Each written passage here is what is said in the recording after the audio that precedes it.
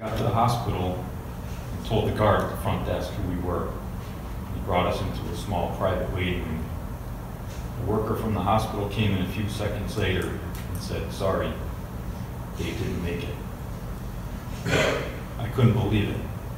We still have Dave, we can't believe it. I had so many questions running through my head. My son's 7th birthday was the next day. He couldn't wait for his best friend, Grandpa, to come over. How do I explain that? He asks a lot of questions. He says things I don't know how to answer, such as, he had just retired that past spring and was just starting to get into his new routine and life. My parents were looking forward to going places together as they always did. This crime has affected not only me, but my mom, his wife of 43 years, my brother, my husband, my sister-in-law, and my 93-year-old grandmother, but his 4 grandsons.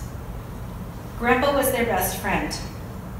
He would do anything from play trains, build puzzles, and go for bike rides with them. With a blood alcohol content over 4 times the legal limit. He could have stopped after the first crash and not proceeded on and taken the life of David Matyseck. But Mr. Pezzini knew 6 years earlier that the dangerous his drinking and driving could do. Mr. Pezzini was arrested back on March 6th of 2010. And what frightens the Commonwealth the most is the fact that while he was arrested for operating under the influence, that day also involved a crash. He crashed going into an area right by the Mass Pike that says "Do not enter," and he crashed into another vehicle.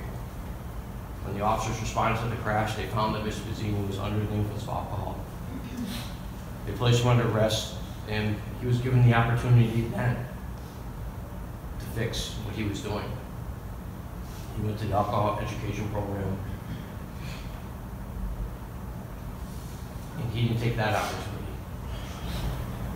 The rule of law requires that someone whose recklessness causes the death of another receive a severe punishment, especially when the deadly mix of alcohol and automobiles is involved.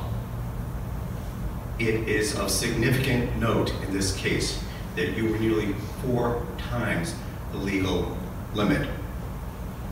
In consideration of all that I have stated, sir, a sentence that ranges in the upper end of the guidelines is fair and reasonable. And I have structured a sentence in a way that I hope will give you the opportunity to redeem yourself and do something productive with your life when you're released from prison. As count 1, sir, manslaughter while operating a motor vehicle, I'm sentencing you to 11 to 12 years MCI Cedar Junction with credit for time held in the amount of 16 days. On count 2, leaving the scene after causing property damage